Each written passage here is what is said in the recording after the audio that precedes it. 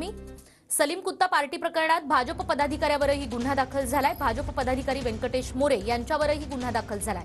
बेकायदेशीर कृत्य केल्याच्या कलमान्वये हा गुन्हा नोंदवण्यात आलाय। सुधाकर बडगुजर यांच्या नंतर आता व्यंकटेश मोरे यांच्यावरही गुन्हा दाखल झालेला आहे।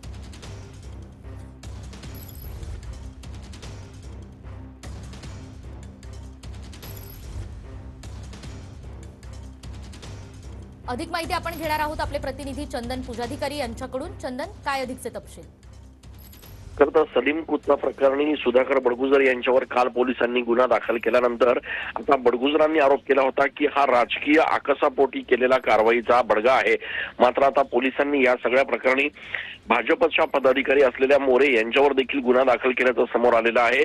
व्यंकटेश मोरे हे देखील त्या ठिकाणी पार्टीच्या आयोजनामध्ये असल्याचा ठपका पोलिसांनी ठेवलेला आहे आणि त्या अनुषंगाने पोलिसांनी आता तपास जो आहे तो या ठिकाणी सुरू केलेला आहे।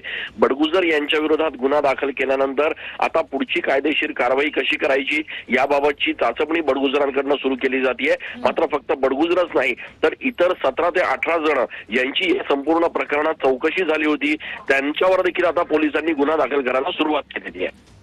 अगदीच चंदन, अधिक जाणून घेत राहू। तुर्तास धन्यवाद।